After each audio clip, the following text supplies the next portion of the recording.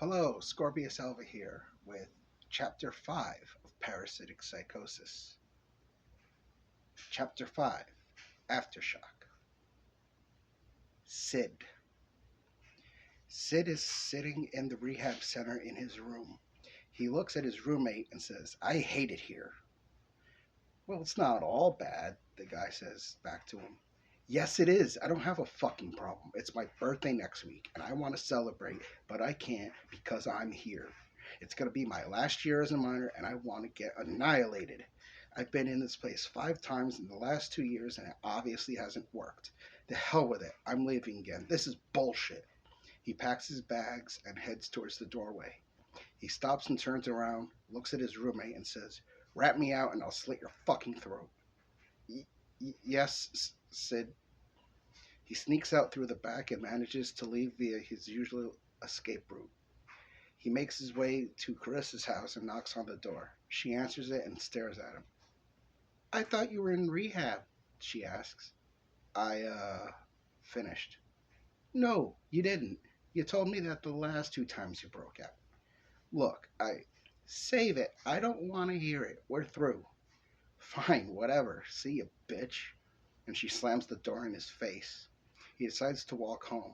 When he gets there, he opens the door, and as soon as he does, his parents are staring at him. What are you doing here? Moxie asks. I'm done. Well then, let's see the certificate. How come we weren't informed? Uh, you broke out again, didn't you? His father asks. Sid doesn't respond. 1 year left, Moxie says. You have two choices. Either you go back to rehab willingly, or we'll have the cops do it. Your choice, Sid Sr. says. All right, fine, I'll go back. I'll drive you, Moxie says. So she takes him back to the rehab and waits until he's inside before pulling away.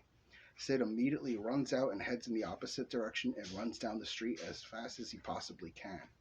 He keeps darting in and out of things, trying to constantly hide. He finally slows down and finally reaches Rob's house. He knocks on the door, and Rob answers the door. What can I do for you, Sid? He asks. Listen, I broke out of rehab again, and my parents won't let me back home until I finish. Can I stay here with you for a little while till things cool down? Yeah, sure, man. Whatever you need. My parents won't mind. They're constantly drunk and high anyway. Sid and Rob. Thanks, man, Sid says. Sure, no problem. Hey, how about since your birthday is coming up and you're not in rehab, let's make this a week-long adventure full of honeys, drugs, booze, and irresponsible fun, huh? That sounds amazing. Cool. To start things up, I have some horse, weed, and coke upstairs. Aren't you still on probation? So are you. Good point. Let's do this shit. So they go upstairs to Rob's room and do lines and smoke. Ah, I needed that. Yeah, good shit, good shit. Here's one bag of horse and a gram of weed for later. Robert, what the fuck is going on up there? Who's up there? Rob hears his mom yell from downstairs. Shut the fuck up, Mom. It's Sid. I hate you and your friends, you asshole. Eat shit and die. He slams the door and his mom continues to yell. Sorry you had to hear that. It's like that around a lot here. Watch later tomorrow. She'll be super nice to me or us because she'll feel bad. Then she'll have a drink or 10 and she'll be like this again. It's a vicious cycle. No wonder you hate like everything. It's whatever. That and I have multi-personality disorder. We make too much for welfare, too poor for regular insurance, so I don't get medicated or anything. I need to help me. One time I woke up in my bed with a bloody knife in my pocket. I have no idea what happened or what I stabbed, but hold on, I still have it. He goes to the dresser drawer and takes out the blood-encrusted knife and rips off a sock. Dude, is that in there with your clothes? Yeah, I had to hide it from my mom, so I just threw it in there. He takes the sock and another one off the floor and puts them on. Oh, when you go to sleep, the only safe spot for you would be over by the closet. It's the largest available space. I don't know if you noticed, but there's moist patches in the rug that squish green when you step on them. So be careful where you step. I've pretty much mapped them all out by now. There's 17 spots, some small, some large. But yeah, that's the biggest space without any patches. Ugh. So how come you guys don't get that fixed? Because mom's either collecting titty money or getting completely wasted, and dad is either working as a store manager or coke and hookers. So which is it? No, I mean they do both. Got to be sober for work, but not sober for me. See how that works? How did you how did you survive this long? I don't know. When I was a kid, they were there that I can remember, but a little before I turned 13, things went to shit. Both parents lost their jobs right before the economy collapsed. New people with degrees got the jobs first because they were more vibrant and youthful and had more time on their hands, or something not under your control cost you your job. Dad was a teacher for 20 years. He applied to be the principal and had finally earned his master's. But because I was a kid, he needed it. I needed attention, and as I got older, Dad went to night school and finally earned his master's. He was in the running to be considered when some young punk who had a doctorate's degree in education applied a week after he did and immediately got the job. Dad was so depressed he got smashed and drove around and crashed into a mailbox. He was arrested for DUI and lost his job teaching because getting a DUI immediately gets your teaching license revoked. He was in depression for a year before he finally decided to get a job as a store clerk. Mom, on the other hand, was a nurse, and she was taking care of some old people. They were on the side of the building outside, all having a cigarette, a mom, an aide, and an old person. There was a ramp out on the side of the building in case they needed to wheel someone outside. Well, the old person rolled backward down the ramp and picked up enough speed that she spun out, hit a couple people on the sidewalk, reached the edge of the curb, and fell out. Needless to say, no one would hire my mom after that. Damn. Yeah, I feel pissed now. Let's go stretch our legs. So they head downstairs and leave the house. Rob breaks into the nearest car and gets in. He gets underneath it and hotwires it. I thought we were stretching our legs. I'm too lazy. Get in.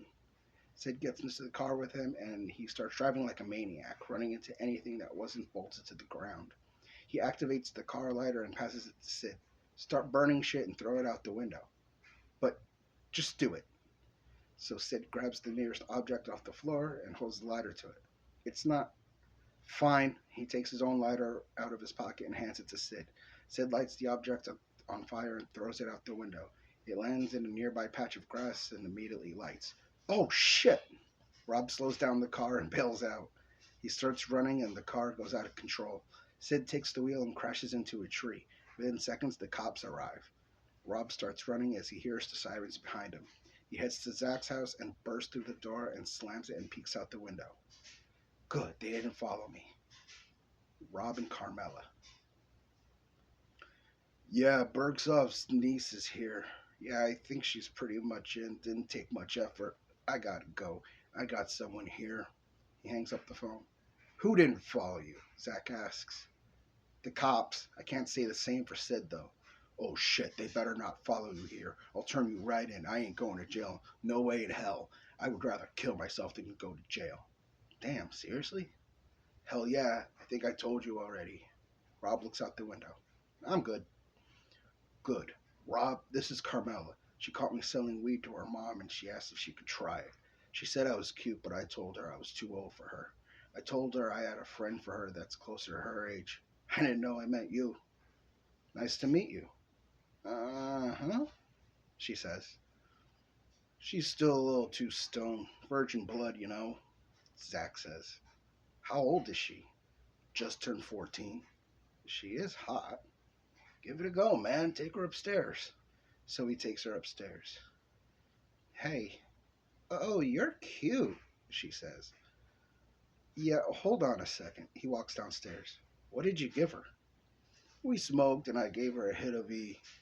Carmela is walking slowly downstairs and starts grinding on him as he stands on the stairs. Ooh, you're so soft and warm. She pulls him upstairs and lets her drag him into the room. Half an hour later, Rob comes downstairs with Carmela in his arms. I think she likes me. Have fun? Zach laughs. Yeah, I did. Take her home with you. Have some more fun. She's still good for a couple of hours. I got work to do. All right. So he and Carmela go back to Rob's house and have sex until they pass out. The next day they wake up. How are you, Carmela? I feel good, and you were good. It hurt at first, but everything was just so. I know. So, how old are you? 17. Oh, you must be the friend Zach was talking about. Yes, yes, I am. Let's go out. You like me that much already? I thought, well, since you took my virginity. Oh, sure, why the hell not? Ooh, my first boyfriend. We're gonna be together forever. Sure, why not? Oh, I'm supposed to meet Charlotte at the mall in 20 minutes. I gotta go. Love you. Text me. And they exchange numbers. Carmela runs out of the house and heads towards the mall. She texts Charlotte and finds her. You're late, Charlotte says. They start walking around. Carmela and Charlotte. Sorry, I was with my boyfriend. You have a boyfriend? Spill it. Okay, so I met this guy named Rob, and he's an older guy. How old? 17. Oh my gosh, a high school boy. Yeah, I know, and next year I'll be a freshman and he'll be a senior. It'll be great. Today, me and Leon are going on 1 month together. Already? I thought he was with. Oh, yeah, Mary moved, right? Yeah, right after she did, I asked him out. I was tired of Aaron anyway. So, how'd you meet Rob? Oh, this cute guy came over my house and sold my mom some pot? Weird, right? But I didn't care. He had a sexy beard, but said he was too old for me. But he had a friend who was perfect for me, who was around my age. So after my mom went to her room, I followed him and found out where he lived. So I knocked on the door and he let me in, and I hoped he was kidding when he said he was too old. So I started flirting. Then he gave me some pot and I smoked it and took this weird pill. But the next thing I know, I'm upstairs with Rob, and you didn't. I did, and it was great. Why did you do the drugs? I wanted to see what it was like, and I like it. I like it a lot. Just promise me you'll still be my friend. Of course, BFFs forever. So, what's it like? What? Any of it. The pot was good. It makes your head spin a little bit. It feels weird, but I like it. And sex hurts the first time. Oh, yeah. Ooh, look at that skirt, Charlotte. Oh, I don't have enough for it. Oh, I'll have money for it, but not until tomorrow. Oh, man, that sucks. Carmela's phone vibrates. Ooh, she writes back. Come on, I want to go. I'm hungry, and the food court is right down the other end across from us. They start walking again, but Carmela is blindly walking, bumping into several people in the process. Pay attention, Carmela. Sorry, he just sent me something. They reach the food court. I want a sandwich and soda, please, and she'll have. Carmela! Carmela is standing a couple of kiosks down, texting. Forget it, just take my order. She takes her seat and sits down. She's about to eat when Carmela joins her. Oh, you got food already? Why didn't you tell me? Seriously? You know what? I'm not hungry anymore. Can I have it? Sure. And she forcibly pushes the tray across the table. Hey, thanks. Carmela spends the entire time texting and barely eating. 15 minutes later, Charlotte gets fed up. Come on, we're going home. Okay. They head out of the mall and start walking until Carmela breaks off from her down the street, still texting and bumping into people. Charlotte keeps going her way, texting Leon as well, but paying more attention to her surroundings. She finally reaches Leon's house and knocks on the door. Moxie answers it and lets her in. She walks upstairs and walks into Leon's room. What's up, baby? Leon asks. Charlotte and Leon. Oh, nothing. I just went to the mall with Carmela. She has a new boyfriend and they've only been together 2 days. Oh, yeah? Who? Some guy named Rob. He's your brother's age. Oh, he's heavy into drugs like my brother. Yeah, she told me she did some too. Charlotte, I hate to tell you, but the way it sounds, you might lose her to the drugs. Look, I thought of that too, but she promised me we'll be best friends forever. Okay, that's good. Come on, lay down with me. Watch some TV with me. All right, happy 1 month anniversary, babe. You too, babe. So they watch TV for a couple of hours. Hey, babe. What?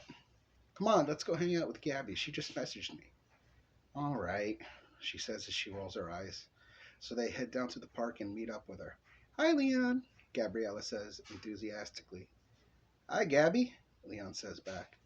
So, what are we doing here? Charlotte says. I want to hang out with you guys. You guys are always in hiding nowadays. So, Leon loves me more than he loves you. That's why. Shut up, Charlotte, Leon says. Excuse me? You heard me. There's no reason to be so mean. Oh, hey, Leon, I heard this song and it reminded me of you, Gabriella says. She plays the songs and afterward she asks, Did you like it? Yeah, that was a pretty cool song. I knew you'd love it. Leon takes the earbud out. Charlotte is staring at him with her arms crossed a couple feet away. Charlotte walks up to them. Leon, can I talk to you? She says sternly. Yeah, sure, Leon responds. Privately? What? Why do you hang around her? Because she's my friend. Yeah, well, I don't like her. But listen, we've been going out for like a month, so you should definitely stay away from her if you know what's good for you. I don't trust her at all. But she's my. Look, if you don't want to lose me, then stop talking to her. Don't even look at her. That's a little harsh. Look, just take me home, okay? But now. I'll see you later, Leon calls to Gabriella as she waves slowly, looking back at him. He walks Charlotte home and drops her off and then walks home. Leon. Whew, Leon says as he opens the door and walks in. Everything okay? Moxie asks. What? Yeah, everything's fine. Dinner's in the microwave. Okay, Mom. He heats up his food and takes it upstairs. He settles in and finally, at the end of the night, goes to sleep. He wakes up in the middle of the night to his phone vibrating. He checks it and sees that it's Charlotte. I can't sleep. Keep me company, she texts. How do you want me to do that? I'm all the way over here, he texts back. Just text me till I fall asleep. So he texts her until he falls back to sleep again. He wakes up a few hours later to angry texts from Charlotte for falling asleep on him. He throws his phone across the room. Lance, watching TV, sees this and walks across the room and brings Leon his phone back. Thanks, Lance. Welcome, Lance says back. He gets up, sends a few messages, gets dressed, and leaves the house. Meets up with Aaron and John. What's up, guys? Yo, what up, nigga? Aaron says. What's up, man? John says. Nothing, Leon says. How are you and Charlotte doing, homie? Aaron asks. I don't know. She gets mad over the stupidest shit, but other than that, we're good. Stupid shit? Like what? Oh, talking to other girls, falling asleep while I'm texting her, stupid shit. You hear anything about your brother? Last I heard, he was in rehab. Damn, nigga, what happened? He used to be so cool, now he's like fucked up. I blame Rob. Speaking of which, he's dating Carmela. What? No way. And she's already tried and likes drugs. But she told Charlotte that they'll still be best friends. Speaking of which, he may know where my brother actually is, because I doubt he's at rehab. He's broken out too many times. So the three of them stop by Rob's house and Carmela answers the door. Rob home? What? Carmela answers, messed up on drugs. Rob comes down the stairs. I got this, babe. So what do you guys want? He asks. Do you know where my brother is? Leon says. Oh, he's in jail again. Charged for stealing a car and lighting some grass on fire. Violating probation, drugs, and other stuff. Shouldn't he be in rehab? Ha, no. Well, thanks. They leave the house. So he's in jail again. Great. Sorry to hear that, bro, Aaron says. Come on, let's go back to my place and play some video games. Get your mind off it, John says. All right, let's go, Leon says. They all head over to John's house. Brian, Zach, Bergsoff, and Don. Are you sure about this? Zach asks. Yeah, dude, business is booming, the demand is growing, and we need more supplies. I'm sure they'll be down for it, Brian says. But did we really have to have the meeting here?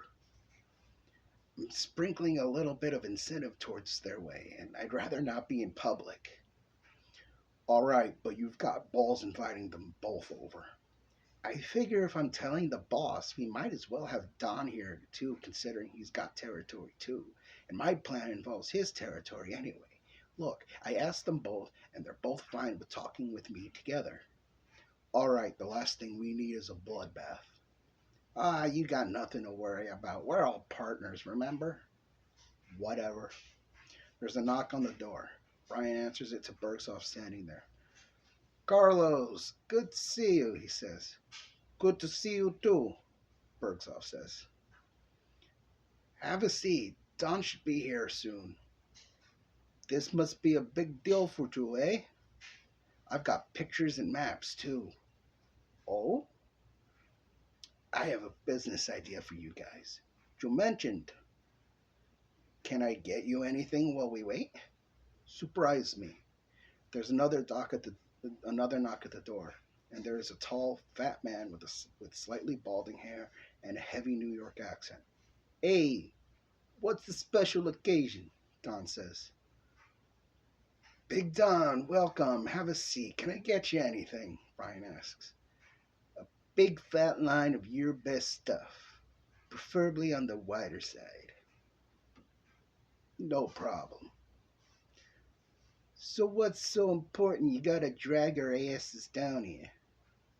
Alright, so business is booming and we're having trouble keeping up with demand. So, he brings out maps of the city. Okay, here's Don's territory, here's Bergsoff, here's us. If we set up meth labs here, here, and here, drug labs here and here, that's where we'll put party packs together too. We'll make trade-offs there as well. Trade-off? Don asks. Yeah, see, you rich people live up here, where the remains of the mountains are, before it turns into this mining pit here. You grow the grass in the mountains, it's hiding in plain sight. Get some crops growing there, and we should have a nice circulation throughout the city here. And you guys can decide to where to put your trap houses. Me and Zach are taking these properties here. You sure this is gonna work? Definitely. I don't know. I heard that's a hot spot. Fine, we'll find a better place. Are you on board or not? I'm not sure. Look, if we hire people to run these places and put them under Zach's death contract, if anyone talks, they're dead, Brian says. What if news doesn't reach us in time? Don't worry, it'll be fine. We've got eyes and ears all over the place. We'll know in an instant if anyone talks, Zach says. This could end horribly. This is a huge chance we're taking here. It also means we're gonna have to move things around. All right, how about you guys take a day to think about it and call me tomorrow with your answer? I, Don stands up. I'm heading out. I'll keep it in mind. Parting gift? Sure. He snorts a line and heads out the door. Boss, you have a lot of balls inviting the boss here. This idea of yours better work the way it's supposed to, or I'll have both of your heads. Wait, Don is your boss? I thought you were rivals. Technically, we're partners, but I am silent.